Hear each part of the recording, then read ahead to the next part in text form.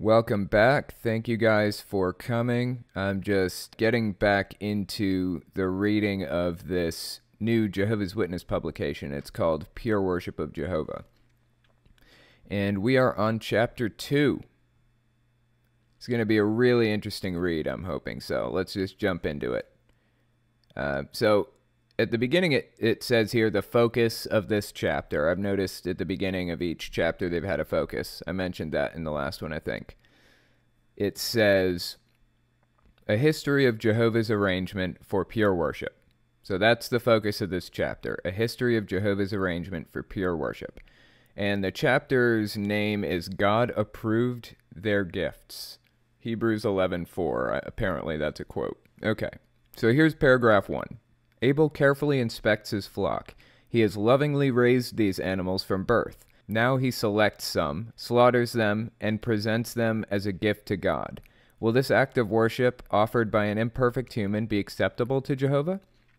So yeah, now they're getting into parts of the Bible where they talk about animal sacrifice and things like that. I find it really interesting when they talk about animal sacrifice because it seems semi-intuitive to us, right?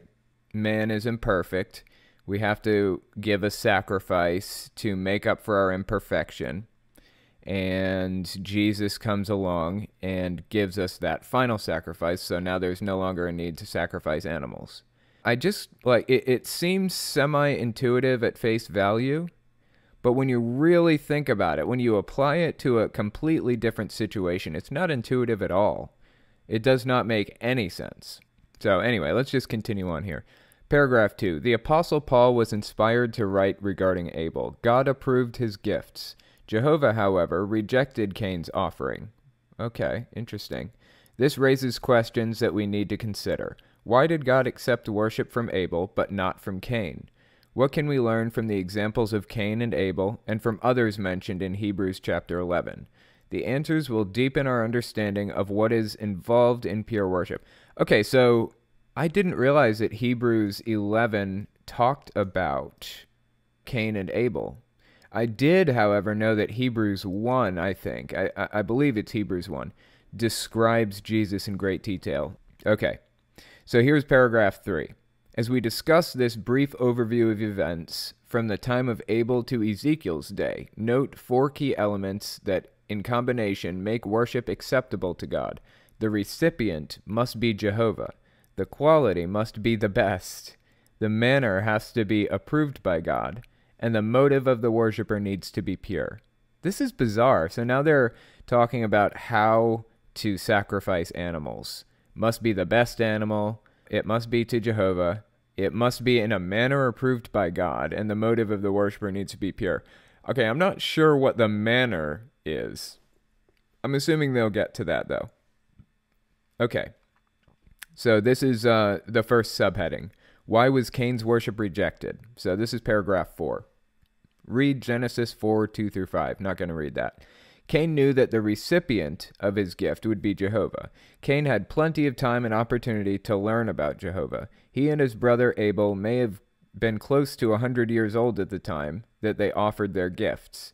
Both boys had grown up knowing of the garden in Eden, maybe even seeing that fertile park from a distance. Certainly, they would have seen the cherubs blocking entrance to it. The boys' parents no doubt told them that Jehovah created all life, and that his original purpose for mankind was different from what they were now experiencing, a slow decline into death.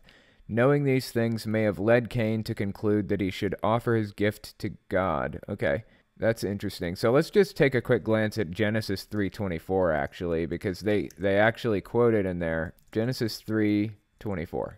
After he drove the man out, he placed on the east side of the Garden of Eden cherubim, and a flaming sword flashing back and forth to guard the way to the tree of life. I remember Jehovah's Witnesses' depiction of the angels or the cherubs, or I don't even know what the difference is, in the Garden of Eden. It was in the Bible story book, the yellow one from like 1978 or something, the one I grew up with. It was really vivid, really interesting. Anyway, okay, so this is paragraph 5. What else may have prompted Cain to offer his sacrifice? Jehovah had foretold that an offspring, quote unquote, would arise, someone who would crush the head of the serpent that seduced Eve into making her terrible choice. Cain, as firstborn, may have thought that he was promised offspring. In addition, Jehovah had not cut off all communication with sinful humans. Even after Adam sinned, God spoke to him, evidently by means of an angel. And Jehovah talked with Cain after he offered his sacrifice. Without doubt, Cain knew that Jehovah is worthy of worship. Yeah, this is another thing I find interesting about Jehovah's Witnesses, is the fact that they keep calling the serpent who deceived Eve Satan, when it doesn't say it was Satan at all. It just says it was a serpent. It's just fascinating to me how they, how they justify their beliefs and how they kind of work it to make it say what they want it to say. Anyway.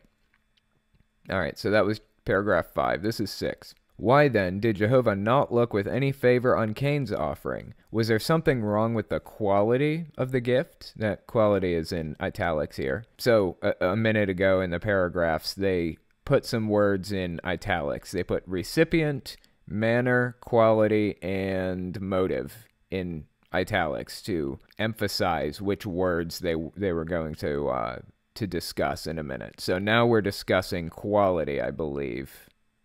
Yeah, okay. It says, was there something wrong with the quality of the gift?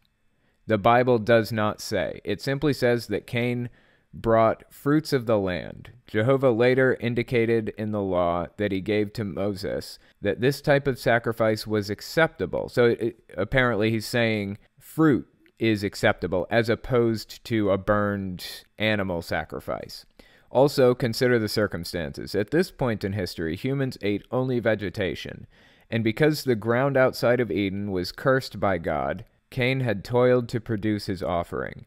He offered hard-won, life-sustaining food. Even so, Jehovah did not approve of Cain's offering. I'm still blown away by the fact that they're taking this whole story seriously. I just can't possibly bring myself to believe it to be an actual, real, literal event.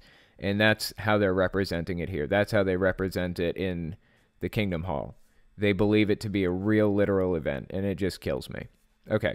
So that was paragraph 6. This is 7. Was there then something wrong with the manner, italics, in which the gift was made? Did Cain fail to offer it in an acceptable way? That seems unlikely. Why so? Because when Jehovah rejected Cain's offering, he did not condemn the manner in which the offering was made. In fact, there's no mention of how either Cain or Abel made their offering. What then was the problem? Okay, so they highlighted these 4 words, like I said a second ago. It was recipient, quality, manner, and motive. I'm wondering where they got those 4 words. Why did they highlight those 4 words specifically? Is it from a Bible verse? Because there's no verse quoted in that entire paragraph to describe those words, to reference those words in the Bible. Okay, so we're on paragraph 8 now. It says, Paul's inspired words to the Hebrews show that Cain's motive for making the offering was not pure. Motive is in italics again.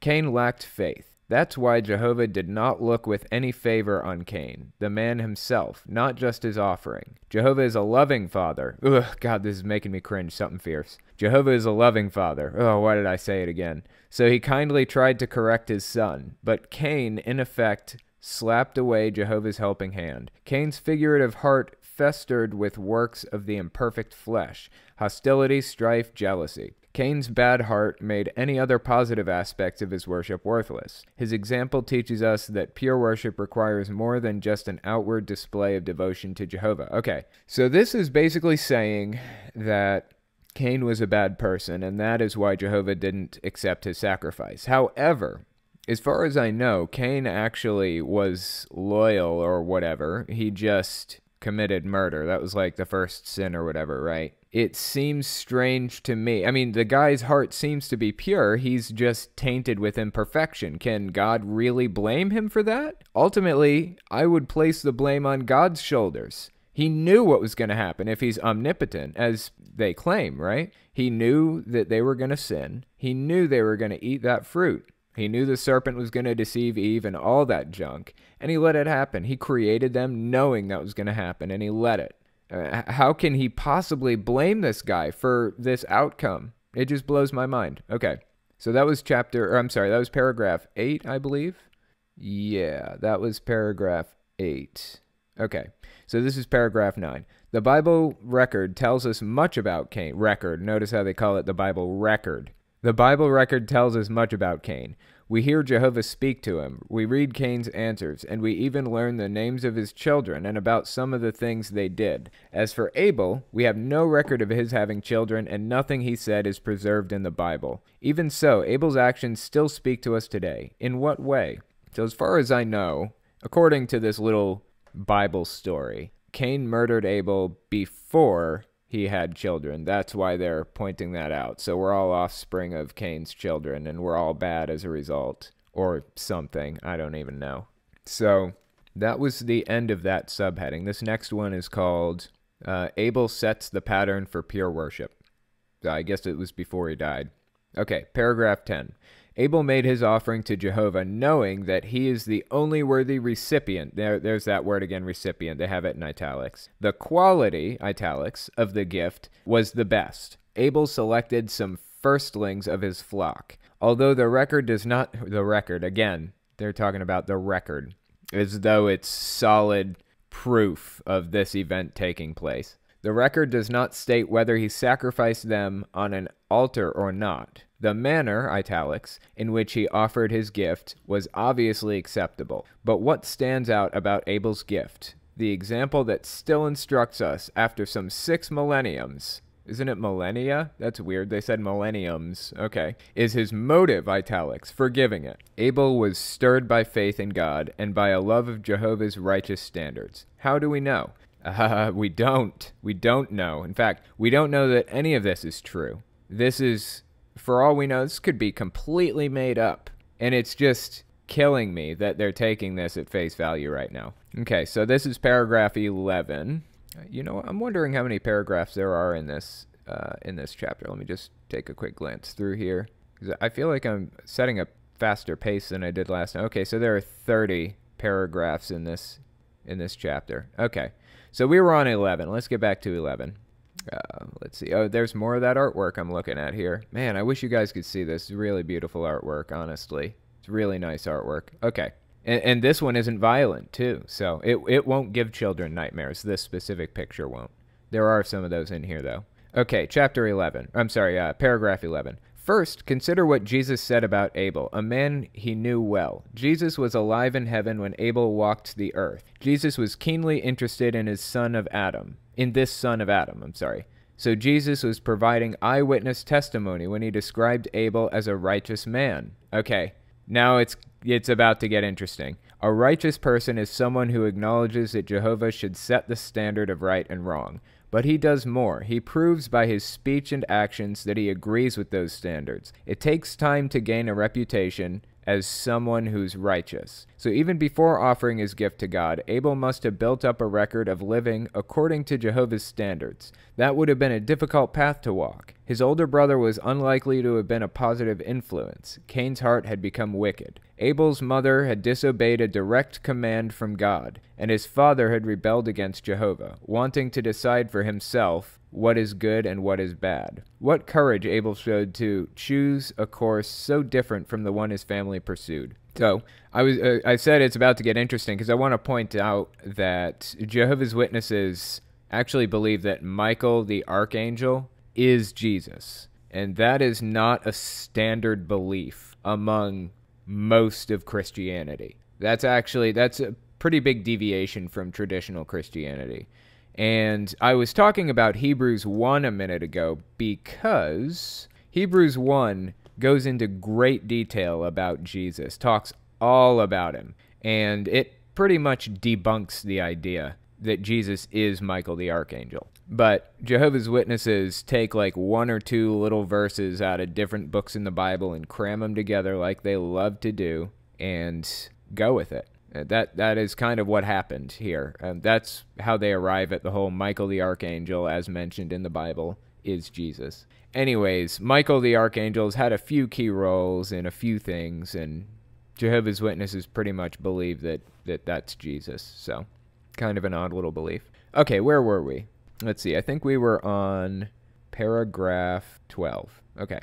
Next, note how the Apostle Paul linked the qualities of faith and righteousness. By faith, wrote Paul, Abel offered God a sacrifice of greater worth than that of Cain, and through that faith he received the witness that he was righteous. Paul's words indicate that, unlike Cain, Abel was motivated by lifelong, heartfelt faith in Jehovah and in his way of doing things. You know, one problem I have with reading Jehovah's Witness literature is I remember sitting there in the Kingdom Hall when I was little, listening to somebody read this stuff, and I swear I struggled to just focus my mind on this, because sometimes it is so freaking boring. My mind just cuts out. It's like I just go into La La Land. I'm not even paying attention to what my eyes are reading anymore. So it's something I struggle with every day. Every day that I read Jehovah's Witness literature anyways. I can pretty much read anything else and it's not a problem. Okay, so that was paragraph 12. This is 13. Abel's example teaches us that pure worship can come only from a heart that has pure motives, a heart full of faith in Jehovah and in complete agreement with his righteous standards. In addition, we learn that pure worship requires more than a single act of devotion. It involves our whole life, our entire course of conduct. Okay, so here they're kind of saying that they want Jehovah's Witnesses to pour everything into this religion. Every part of their being has to be devoted to this. It says, we learn that pure worship requires more than a single act of devotion. It involves our whole life, our entire course of conduct. That's their excuse for forcing Jehovah's Witnesses to conform every part of their life to the religion. They control every aspect of your life in this. Okay, so that was 13. This is a new subheading. It says, the patriarchs follow the pattern. Okay, paragraph 14. Abel was the first and perfect man to offer Jehovah pure worship, but he was by no means the last. The Apostle Paul mentions others who worship Jehovah acceptably, such men as Noah, Abraham, and Jacob. Read Hebrews 11:7 and 8. At some point in their lives, each of these patriarchs offered Jehovah a sacrifice, and God approved their gifts. Why? Because these men did more than perform formal acts of devotion. Each of them also fulfilled all the key requirements of pure worship. Consider their examples. They're still saying Jehovah, and I am still cringing. Ugh. Okay, so paragraph 15, I'm just kind of glancing through the book here. It looks like they cite a few different people. 15 is about Noah, 17 is about Abraham, and then 19 is about Jacob. Okay, so paragraph 15. Noah was born just 126 years after Adam died, yet he grew up in a world perverted by false worship. That's really interesting to me. So 126 years after Adam died, how could there have possibly been enough people to have perverted the world like they're saying? Okay, let's just continue on. Of all the families alive on earth just prior to the flood, only Noah and his family served Jehovah acceptably. After surviving the flood, Noah felt moved to construct an altar, the first specifically mentioned in the Bible, and to offer sacrifices to Jehovah. By this heartfelt act, Noah sent a clear message to his family and to the rest of the human race that would descend from him. Jehovah, God, I'm still cringing, man. I swear I'm going to become numb to this name by the end of this book, I hope, and it's not even going to sound like a real word anymore. We'll see how it plays out. Anyway, by his heartfelt act, Noah sent a clear message to his family and to the rest of the human race that would descend from him. Jehovah is the only worthy recipient, italics, of worship. Of all the animals available to him for sacrifice, Noah chose some of all the clean animals and of all the clean flying creatures. These were the best quality, italics, offerings, because Jehovah himself had declared them clean. Okay, so that was paragraph 15. This is 16. Noah offered these burnt sacrifices on the altar he built. Was this manner, italics, of worship acceptable? Yes, the account says that Jehovah found the aroma from the offering pleasing and then blessed Noah and his sons. That's creepy. He likes the smell of dead burning flesh. That's extremely scary. I don't think I enjoy that smell very much myself. Luckily, I've never smelled it. Hope I don't ever have to. I imagine I won't like it if I do.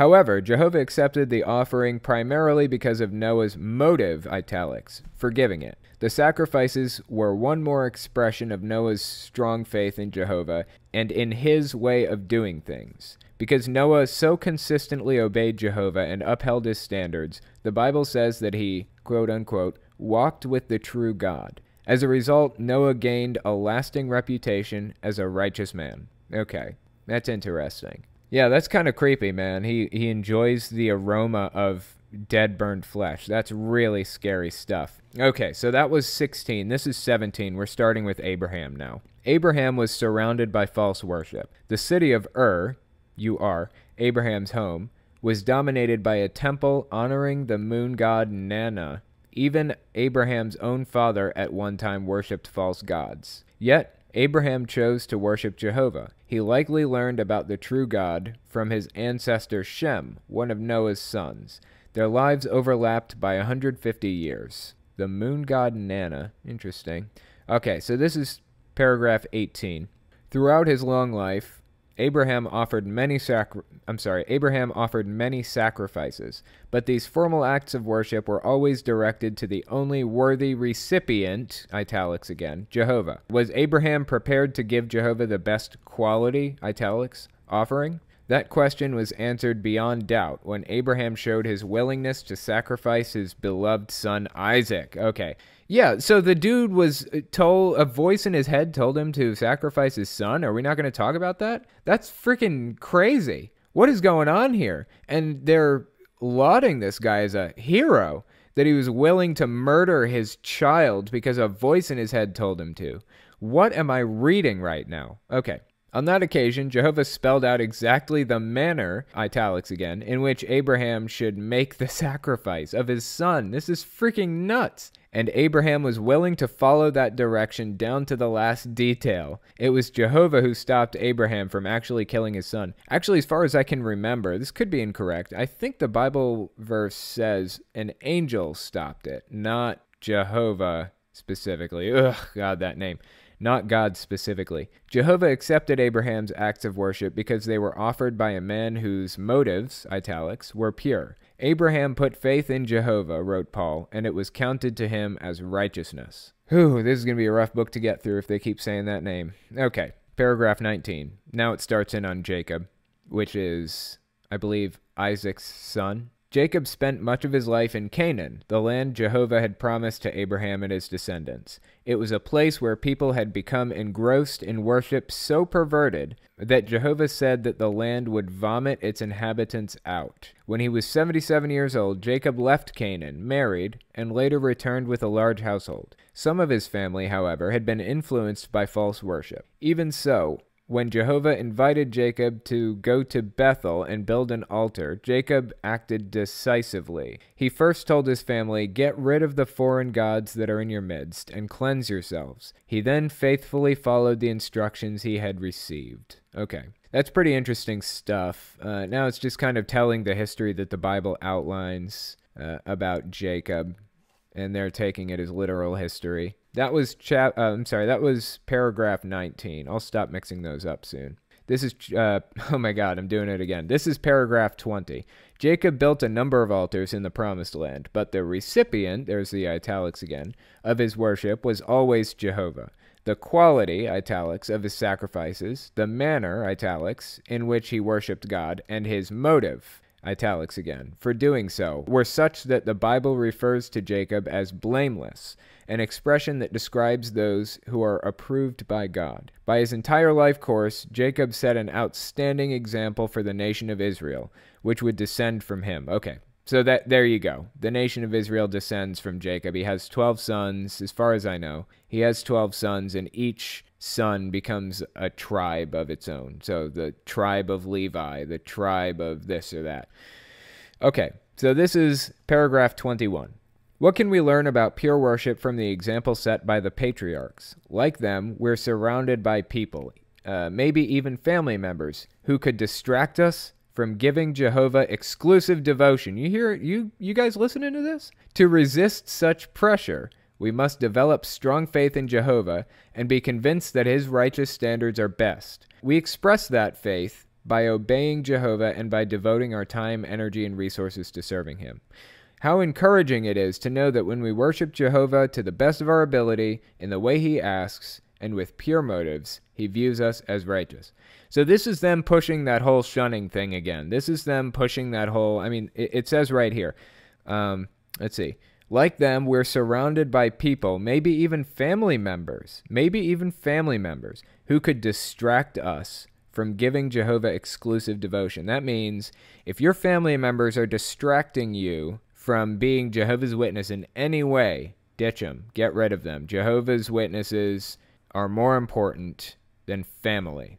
They want to break down that family bond as best they can, and they're driving that home right here in paragraph 21. That's pretty messed up, man. That's really sad stuff. We only have like 2 pages to go, but it's okay. I'll just wait. Okay, well, that's our 30. I appreciate you guys coming and giving it a listen, and I will see you guys next week.